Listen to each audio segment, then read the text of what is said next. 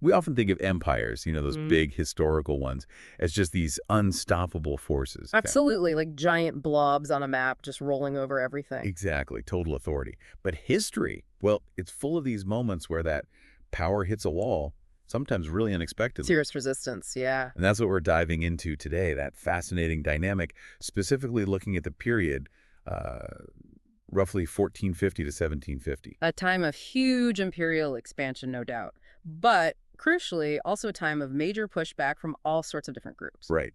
It's key to remember, isn't it, that power, no matter how big it looks on paper, it's almost never just accepted without question. hmm And this era really gives us a great window into how different people reacted to states getting bigger and more demanding. So our mission today is to really get into those reactions. What forms did they take? What impact did they actually have across the globe? Exactly. We want to understand the nature of that resistance.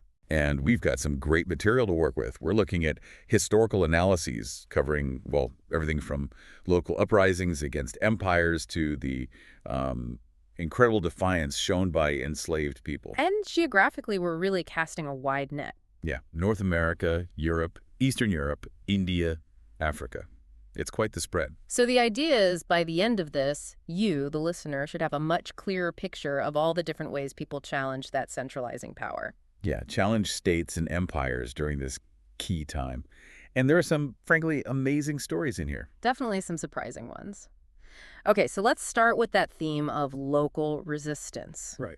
As these European maritime empires were growing, expanding outwards, they were also trying to tighten their grip, both back home and in the colonies. And that creates pressure, obviously. Immense pressure, and our sources show how many communities just felt, well, crushed under that imperial thumb. So they pushed back. They decided resistance was the way forward, yeah, in one way or another. Okay, so a really dramatic and pretty early example of this is over in North America, the Pueblo revolts. Can you kind of set that up for us? Sure. So we're talking about the region that's now the southwestern U.S. The Pueblo people there were under really severe pressure from Spanish missionary efforts. And this wasn't just about religion, was it? Oh, no, not at all. It meant forced labor, basically being made to work on Spanish projects. Right. And then there was the impact of European diseases. Devastating. Absolutely devastating. Their population just plummeted, maybe down to only a quarter, like 25% of what it was before the Spanish arrived. Wow. Just unimaginable loss. So what finally triggered the actual rebellion? Well, the breaking point really came in 1680. The Pueblo people, led by a figure named Pope, they organized this coordinated, pretty widespread revolt. Coordinated, okay. Yeah, they targeted Spanish missionaries, colonial officials, and amazingly, they actually succeeded in driving the Spanish out of their territory, at least for a while. They actually kicked them out. They did, temporarily. The Spanish did come back about a decade later, but it really shows how vulnerable even these established powers could be. Especially when facing that kind of unified, determined, local pushback.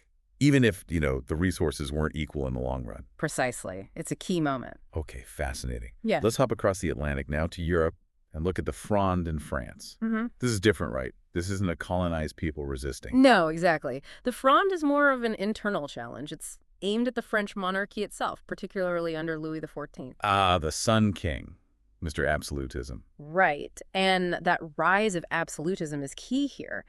The king was trying to centralize power, pull it away from the traditional nobility. Take away their perks and power. And that directly fueled their resentment, made them willing to join in. Plus, Louis's constant wars, his expansionism, cost a lot of money. Which meant taxes. Which meant higher taxes, hitting the general population hard, too. So who was actually doing the rebelling here? Was it just the nobles? It was primarily the nobility who felt their influence slipping away. They were kind of the instigators of these often quite spontaneous rebellions. Spontaneous, okay. Yeah, but they were joined by peasants who were feeling that tax burden, And this whole series of uprisings, we call it the Fronde, it actually lasted for 6 years. 6 years?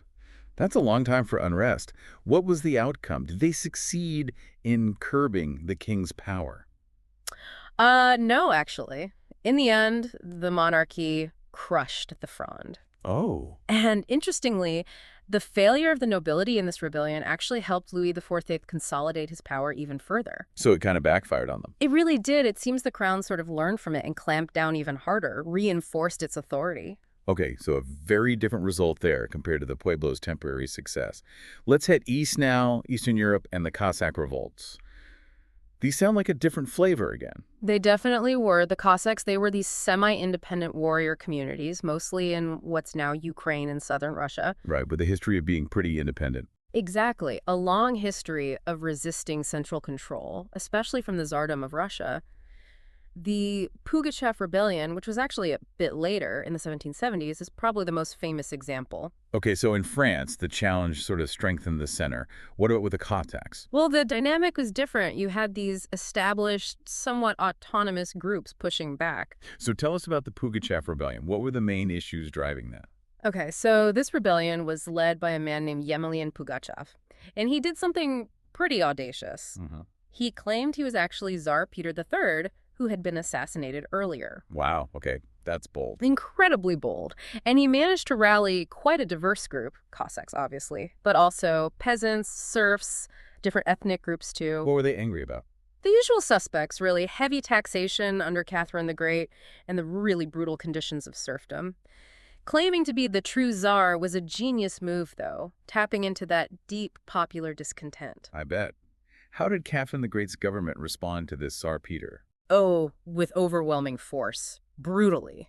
The rebellion was eventually crushed. And the consequences. Terrible, especially for the serfs. It actually led to even tighter controls, more restrictions on them. So another major challenge, but ultimately suppressed. Right. Another pattern of resistance met with forceful state reaction.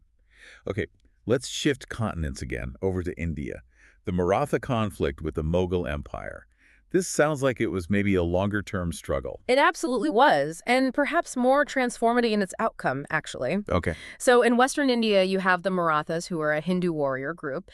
They mounted this really sustained resistance against the Mughal Empire, which was Muslim-led. And this kicked off mainly under which Mughal emperor? Particularly during the reign of Emperor Aurangzeb in the late 1600s, early 1700s. He was really pushing hard to expand Mughal control. And this wasn't just a single revolt, you said? No, not at all. It was more like a long, drawn-out guerrilla war that went on for decades. Yeah. The Marathas were very effective at it. Guerrilla tactics, interesting. And they didn't just fight, they also formed what's called the Maratha Confederacy, basically a league of Maratha states. So they organized politically as well? Yes, they cooperated, despite some internal rivalries, specifically to challenge the Mughals. And here's where the outcome is really different. Okay. By the mid-1700s, the Marathas had seriously weakened the Mughal Empire, like significantly.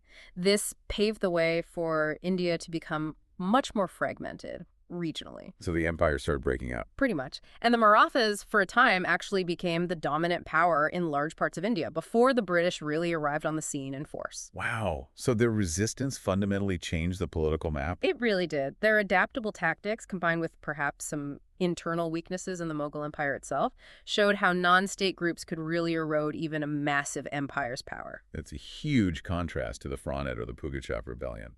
A major power shift. Yeah. Okay, let's move to Africa now. Queen Enna Nzinga. This sounds like a powerful story of leadership against European expansion. It really is. Queen Nzinga ruled the kingdoms of Ndongo and Matamba in the sort of west-central Africa, what's now Angola. And she was up against the Portuguese. Yes, the Portuguese were aggressively expanding their influence, especially their involvement in the horrific slave trade in the region. Queen Nzinga decided to stand firm against this encroachment. How did she do that? What were her strategies? Well, she was incredibly politically astute. She actually formed alliances with other powers who were rivals of the Portuguese, Like who? like the Dutch, and she also allied with the neighboring kingdom of the Congo. Together, they actively fought the Portuguese armies. And was she successful? Remarkably so, yes. She managed to resist Portuguese attempts at domination for decades, leading her armies, negotiating cleverly. It's a really strong example of effective leadership against a major European power. That's incredible, holding them off for so long. Okay, one more example in this section, back to North America. Metacom's War, sometimes called King Philip's War. This one feels particularly tragic. It really does end tragically, yes. This was in New England, mid-1670s. Tensions between the indigenous peoples and the English colonists had just been building and building. What were the main issues? Constant pressure on their lands, basically. The colonists kept encroaching. There was also a deep disrespect for native sovereignty and these ongoing, often forceful attempts to convert them to Christianity. So who led the resistance? It was led by Metacom, the sachem, the leader of the Wampanoag people. The English called him King Philip. He managed to build an alliance of several native groups to fight back. And did they have any success initially? They did, actually. In the early stages of the war, 1675-76, the Native Alliance won some significant victories, causing a lot of fear among the colonists. But it didn't last. No. Ultimately, the colonists' greater numbers and resources prevailed. The alliance was defeated. And what happened to Metacom? Metacom himself was hunted down, killed, and then quite brutally beheaded. His head was displayed on a pike in Plymouth Colony for years. That's horrific. It is. And the war itself led to the utter devastation of many native communities in New England. It basically broke organized indigenous resistance in that region and allowed colonial expansion to accelerate massively. Just terrible consequences. Yeah. So looking back at all these examples, the Pueblos, the Fronde, the Cossacks, Marathas, Queen Nzinga, Metacom, it's this constant theme, isn't it? Populations pushing back against empires, against centralization. Exactly. Pushing back against that expanding European power, mostly. But with such different methods and really different outcomes. Yeah, a real mix, shaped by so many factors. Absolutely. And that brings us, crucially, to another major form of resistance in this era. Right, the resistance from enslaved people. Yes. We have to remember the context here. The whole colonial project in the Americas, particularly the big agricultural enterprises. Sugar, tobacco, rice. Exactly, those cash crops. Yeah. It was all built on the forced labor of millions of Africans, people stolen from their homes, forced across the Atlantic in the horrific Middle Passage, and subjected to brutal conditions on plantations. An absolutely inhumane system. But it's so vital to stress, as our sources do, these people were not just passive victims. Not at all. They resisted constantly in all sorts of ways. And one really significant way was through forming what are called maroon societies. Okay, what were those exactly? These were communities formed by enslaved people who managed to escape the plantations. They'd run away, often deep into the interior, into mountains or swamps, places that were hard to reach. And they'd set up their own independent settlements. Yes, often joining up with free Black populations that might already exist, or forming entirely new communities, basically free societies within slave territories. And the sources mentioned these were especially common in the Caribbean and Brazil. That's right. And it makes sense, because those were the areas that received the largest numbers of enslaved Africans by fall. Yeah. More people meant more potential escapees, more chance to form viable communities. It seems like such a paradox, though. You have these European powers running the slave trade built on these intensely racist ideas. Right. Ideologies designed to dehumanize people. And yet, within their own colonies, you have these free Black communities managing to survive, even thrive sometimes. The source points out that tension. It's a huge contradiction, because these maroon communities were a direct threat, weren't they? They represented freedom, they encouraged others to escape, they sometimes raided plantations. So the colonial powers couldn't have just tolerated them, surely. Oh, generally they didn't tolerate them at all. They saw them as a major problem. They frequently sent militias, even armies, to try and hunt down the Maroons and destroy their settlements. The source mentions Jamaica as an example. Yes. In Jamaica, the British spent decades trying to crush the Maroon communities in the island's interior. But the terrain was incredibly difficult. The Maroons knew it well. They fought back fiercely. So the British military failed. They largely failed to eradicate them, yes. Which eventually led to something quite remarkable. The Maroon Treaty of 1739. A treaty? Yes, the British authorities actually signed a treaty formally recognizing the freedom and autonomy of one of the main Maroon communities, Cudjostown. Wow. A formal recognition of freedom for formerly enslaved people, granted by the colonial power itself. It speaks volumes about how effective the resistance was. They basically fought the British Empire to a standstill in those mountains. Incredible resilience. Okay, Yeah. so that's one form of resistance escape and building separate communities. Yeah, But there were also direct uprisings, right? Like the Stono Rebellion. exactly. The Stono Rebellion is a key example of a more direct, violent challenge to the system. This happened in South Carolina, also in 1739, the same year as that Jamaican treaty, interestingly. And South Carolina was big on rice and indigo, right? Yes. Lots of enslaved labor. Huge amounts, yes. Very profitable for Britain, very brutal for the enslaved. And in September 1739, a group of about maybe 20 enslaved people initially, but growing to around 100. Okay. They broke into an armory, got weapons and gunpowder, and started marching south, heading towards Spanish Florida, where they believed they could find freedom. And what happened along the way? As they marched, they attacked plantations, killed enslavers and their families, and gathered more recruits. It was a direct assault on the slaveholding society. A terrifying prospect for the colonists, I imagine. How did it end? The colonial militia was called out very quickly. They intercepted the group, and a battle ensued.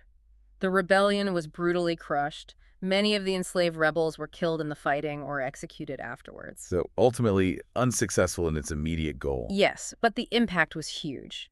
The Stono Rebellion sent absolute waves of fear through South Carolina and all the other slave colonies. It was a stark reminder that enslaved people could and would rise up violently against their bondage. So even in suppression, it had a powerful effect. Definitely. It led to even harsher slave codes and restrictions, but it also underscored that constant underlying resistance. Right. So whether it was creating those independent maroon communities or through these direct, desperate uprisings like Stono, enslaved people were actively fighting back. Relentlessly challenging the system, yes, despite the horrific risks and the power stacked against them. Okay, so as we wrap this up, we've looked at these two big streams of resistance between, say, 1450 and 1750. You've got local populations, often indigenous groups or even European nobles, resisting the growth of empires and central state power. Right, reacting to things like colonization, taxation, loss of traditional rights. And then you have enslaved people fundamentally challenging the brutal system of slavery itself. Exactly. And what really comes through is just how diverse it all was. Yeah, the causes were different. The methods they used, guerrilla war, alliances, revolts, escape, were varied. And the outcomes, as we saw, ranged from temporary success to being crushed to actually causing major political shifts like with the Marathas. It's quite a spectrum. It really is. From those armed revolts we talked about, the long wars, to building those free communities against all odds, it just highlights how widespread the pushback was against this growing state power. It really makes you think, doesn't it? How these stories from the past, these struggles against power, might help us understand things happening today. Power dynamics, social change. Absolutely. The echoes are definitely there. And maybe that leads us to a final thought for you, the listener, to chew on. Okay. Given this incredible variety, the successes, the failures, the different contexts, what factors do you think really made the difference? What determined whether a challenge to state power back then had a lasting impact or not? That's a big question. What makes resistance stick long term? Exactly. And what legacies do these struggles, successful or not, leave behind for us? Something to ponder for sure. It's a history that still feels very relevant.